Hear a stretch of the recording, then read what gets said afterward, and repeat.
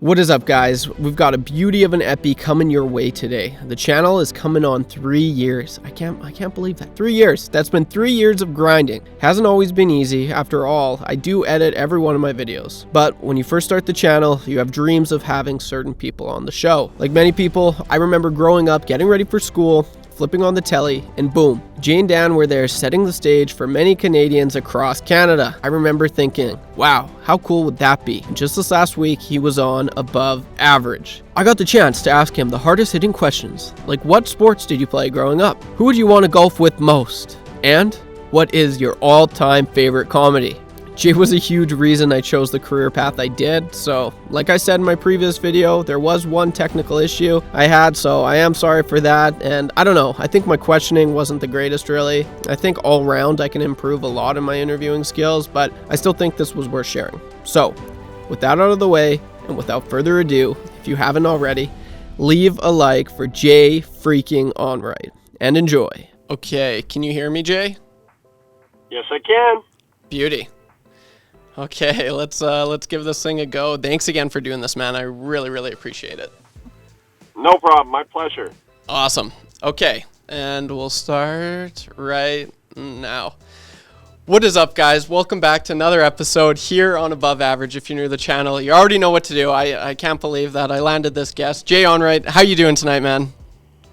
Great, man. How are you? I'm super good. Yeah, this is just so sweet. I really want to just thank you for being on the show and giving me the time that you have. I know you're a very busy man, so this is just honestly it's so cool. When I first started the channel and to where I am right now, it's pretty cool to have you on board for the show. So I really appreciate it. And with that out of the way, man, let's hop right into this thing.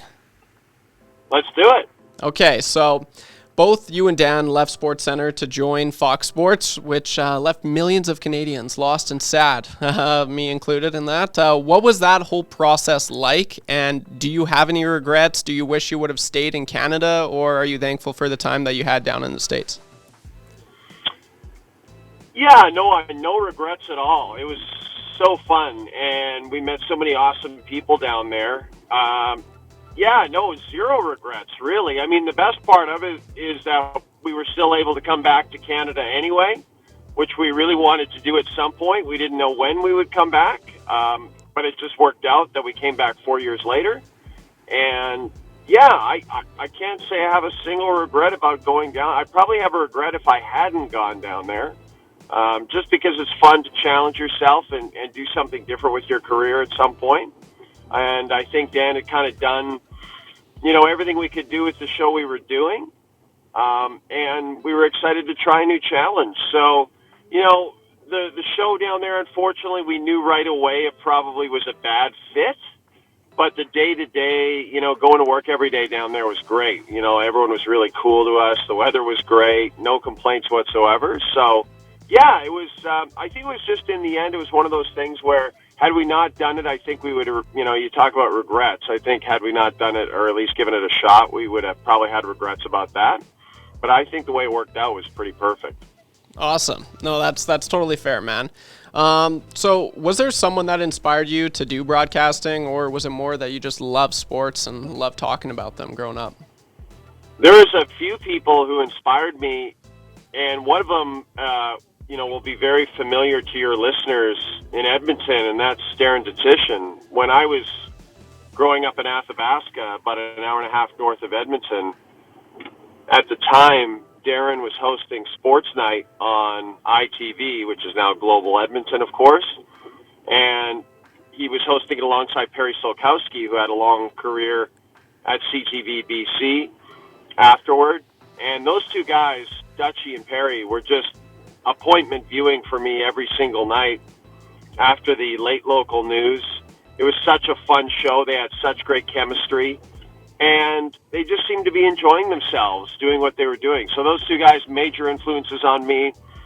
And then we were lucky enough in the 90s on TSN, we got NFL Primetime when that was a big show on Sunday nights, 7 o'clock Eastern. Got to watch Chris Berman growing up. Hugely influential. Loved how much fun he was having with the broadcast. And then probably a show that almost no one will remember, CNN had a sports highlight show, if you can believe it. In the 90s, it was called CNN Sports Tonight. It was hosted by Fred Hickman and Nick Charles. And it was not like a jokey, funny show. It was very straightforward, but it was just really well produced and really slick. The guys dressed in very cool 90s suits. And I just loved watching it. I thought it was great because it was like kind of the only American highlight show that we could get. We couldn't get SportsCentres from the States. So it's just cool to see a little bit of that American side of sportscasting. And then coming to work at TSN, Dan and I both always say Rod Smith is probably our favorite broadcaster of all time. Now he's doing a terrific job. He just called the Grey Cup, and obviously he's an amazing broadcaster, but just such a kind person, so good to everybody that he works with. You will not find a single human being at TSN who doesn't love the guy. Those, I would say, all those people I mentioned, all to varying degrees, definitely influenced me as I was coming up as a broadcaster. Awesome, man. Yeah, we had Rod Smith on the show about a week ago, and just great guy. Lots of laughs. The boys were just loving it. So, no, that's really cool. And you kind of mentioned this. I think humor goes such a long way with, hooking your audience in and getting them to stay there. That's kind of why yourself and Dan, even Gene Principe, really inspired me to choose the path I did. But, you and Dan were the first ones I can remember growing up who used humor on your broadcast. Was this just you guys trying to be unique? And right out of the gate, did you guys get any backlash from this? Or did the higher-ups just love what you guys were doing and said, hey, keep crushing it, keep doing what you're doing? Yeah, I was a little bit in the middle. We didn't plan anything, really. And if you go back and watch our earlier broadcasts, they're actually pretty straightforward and not that jokey at all. They're pretty regular broadcasts because at first I think we were just trying to make sure that we got the information correct and that we were decent enough broadcasters. And then over time, we started to let our personalities come out a little bit. And speaking of higher-ups, the guy who hired us, Mark Milliere, was very supportive. He basically thought of us as the perfect duo for people to come home from the bars at night to, or to wake up with in the morning. And then the people who woke up with us in the morning, eventually, when they got to be old enough to go to college and university, then they'd come home and watch us at night. So he was exactly right about that. That's exactly what ended up happening. And in terms of the humor, he was very good. He appreciated our humor, but every once in a while we'd get a call and he'd say, maybe dial it back like 10%. And over time, we kind of found this like happy medium that worked for us, and it was really great, actually, because it was a trial and error process. I think a lot of people think that when Dan and I got paired together in 2002, that we instantly started to be goofy. Yeah. And that absolutely was not the case. It was actually pretty straightforward at first. And even when we were at our goofiest, we still wanted to make sure that our show was a show that you could watch and get all the information that you really needed about sports if you happen to miss everything that day. So, yeah, we were probably more serious about that side of the show than people realize. But over time, definitely the humor started to come out just because we were trying to be ourselves. And that's the one thing that we both agree about and believe in is we don't like when broadcasters put on a broadcaster voice. We love the broadcasters who just speak normally like themselves. And that's kind of what we wanted to do. And, and we did it. Now I'm going to get to the hard stuff, and only tell me what you're comfortable with telling me. But February of 2021, TSN let go of Natasha, producer Tim, your head writer, and of course, longtime friend Dan O'Toole. What was that whole process like? Was there any hardship between you and Dan? I don't think there was, because I'm pretty sure like the next day I seen a photo of you and Dan crushing some beers back. So that was cool. Was he supportive of you? And now almost 2 years later, do you find is there a void in your broadcast not having him and everyone around? Well, that's a lot of questions in one question. Sorry. Yeah, I can't really talk about what happened. Yeah. So there's that. I can't really talk about the fallout. So there's that. For legal reasons. Yeah. So I can't really talk about much here. I apologize. All I can really say is we are absolutely still friends, and we talk every day. And yeah, it was definitely tough times for sure. But yeah, that's about all I could say about it. Okay, for sure. No worries, man. It's been 30 years since the Canadian team has won the Stanley Cup, and I'm really interested on your take on this. Obviously, as Canadians, we put a lot of pressure on our teams, whether it's the Leafs, the Oilers, or Canadians. How much of a negative impact do you think the media plays regarding on a team's play in the regular season or playoffs like we're seeing right now in Edmonton? And do you think the impact or pressure the media puts on these Canadian teams is a factor as to why a Canadian team hasn't hoisted the cup in almost 30 years? It seems like it would be a better question for Mark Spector. Yeah, no, that's for sure. Not the question for me, but it is a good question, though. I don't think necessarily that you can blame the media for the way a team plays on the ice. I think any team would tell you that. Can the media make life uncomfortable for players? Sure, absolutely the media can. But I don't think you can really blame the media for Canadian teams not having won a cup for a long time. I truly believe now that the whole Stanley Cup winning process is a crapshoot. And I've believed it since 2019 when St. Louis won the Cup, and they were last place in January, and then went through their first, second, and third string goaltenders, and then finally got to Jordan Binnington, a guy who would never have even got a sniff at playing had those other goaltenders not been injured.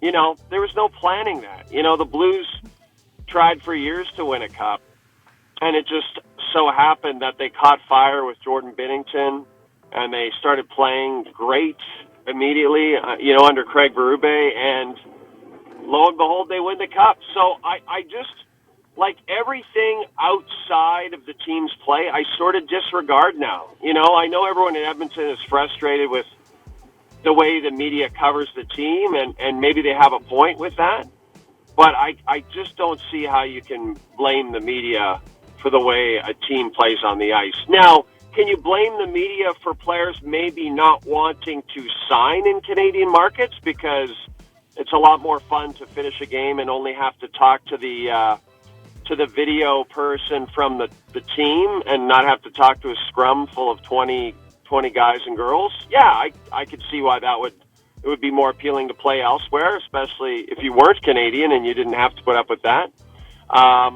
I just realized that this entire time my camera has been flipped.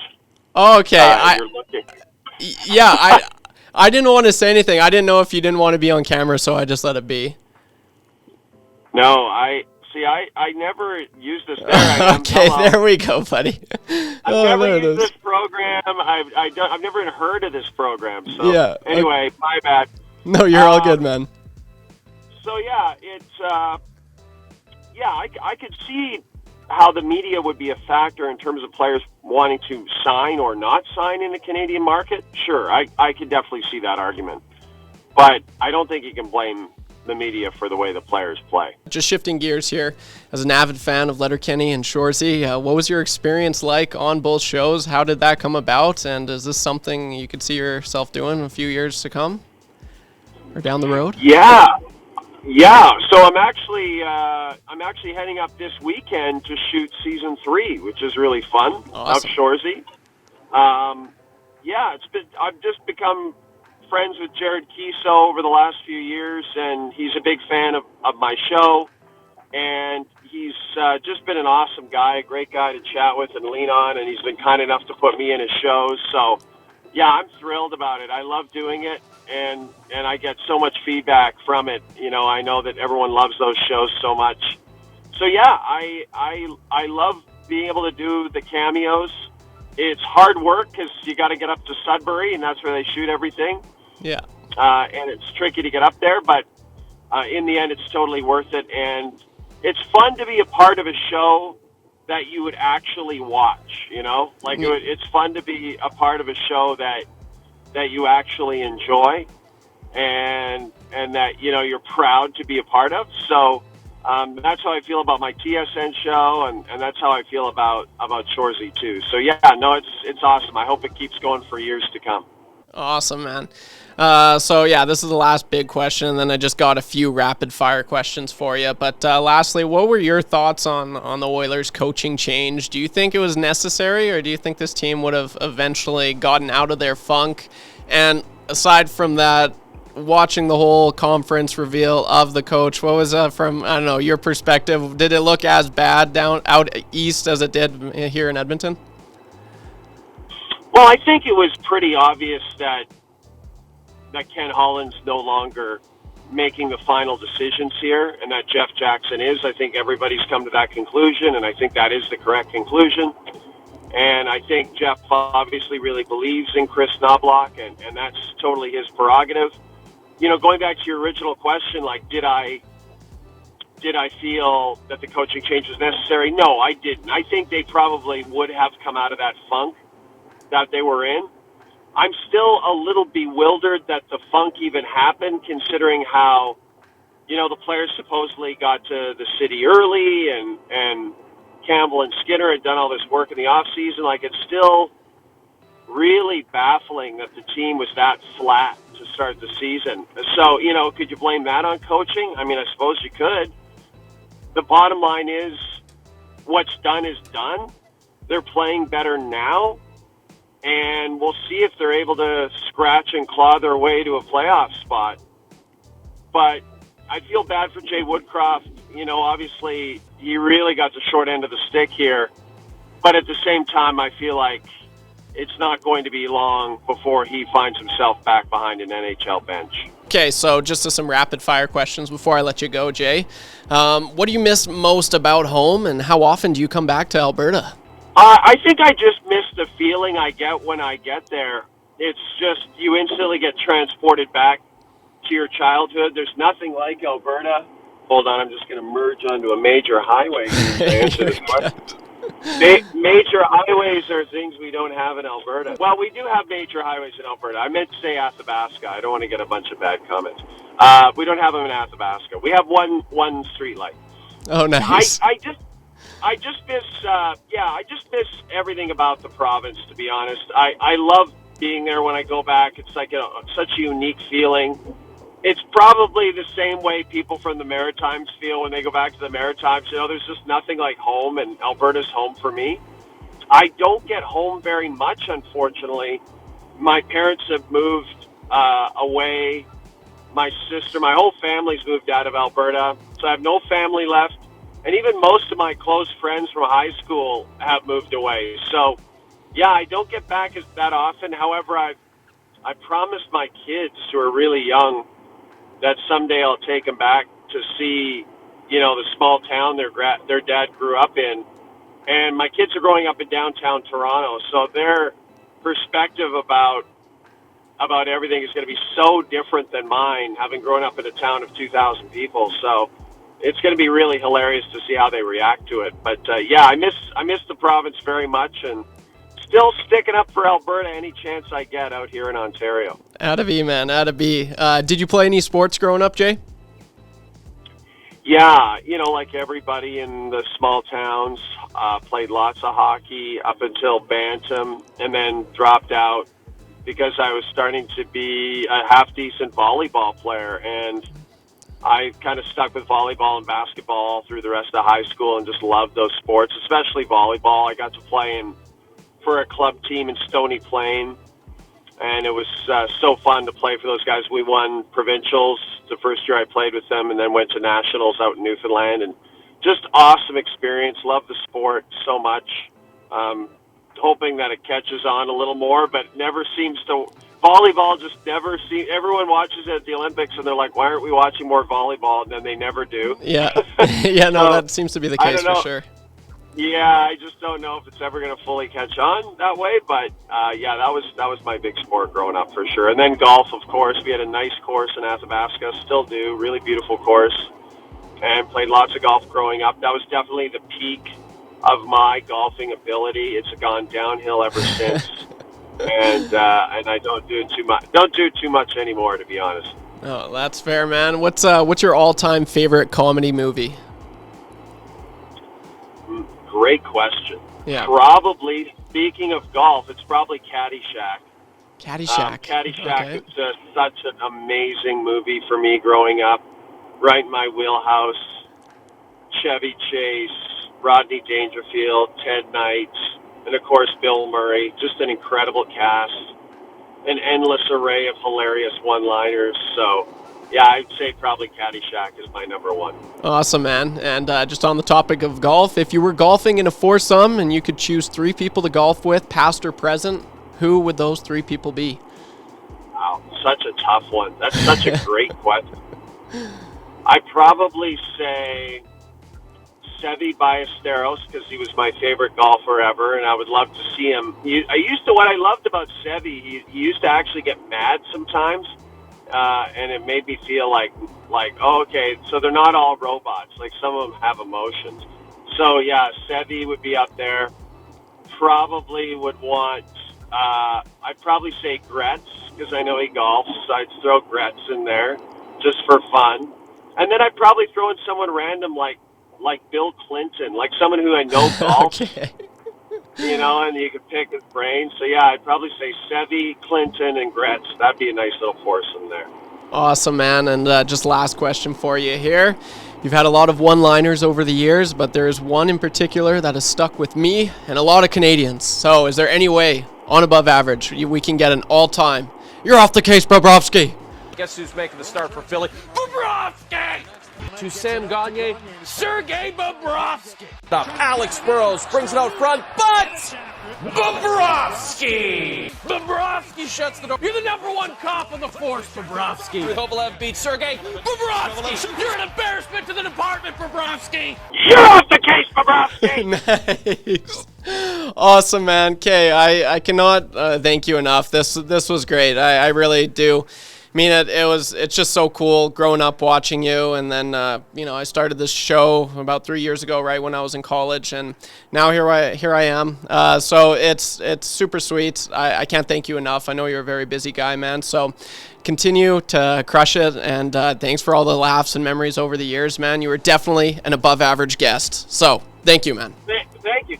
Above average and a very below average with the tech. I feel so bad about the first half of the podcast. No, dude, don't sweat. No, don't sweat at all. I didn't want to be like, hey, Jay, like flip your camera around. I thought you knew, so I didn't want to overstep. So, dude, that's on me. You're all good.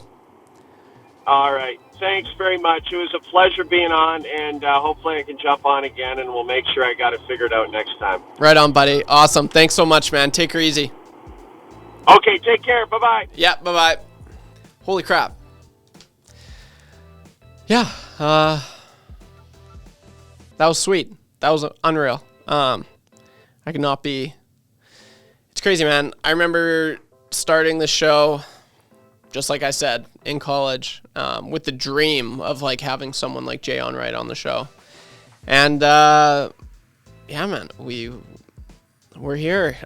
So guys, not for me, not for anyone, but for Jay Onrait, please leave a like. Like, he's an all-time beauty. Super cool, man. Super cool. I thoroughly enjoyed that. And I hope you guys did too. Wow. I'm kind of just in awe right now.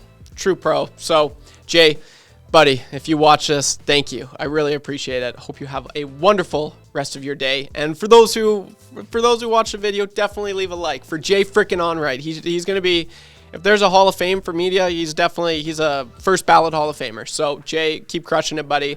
Thanks for joining the show. If you guys liked what you saw, man, just leave a like. That was just so cool. So that's all I got for this one, guys. If you're new to the channel, as always, feel free to leave a like and subscribe. Don't be average when you can be above average. And I'll see you in the next one. Peace.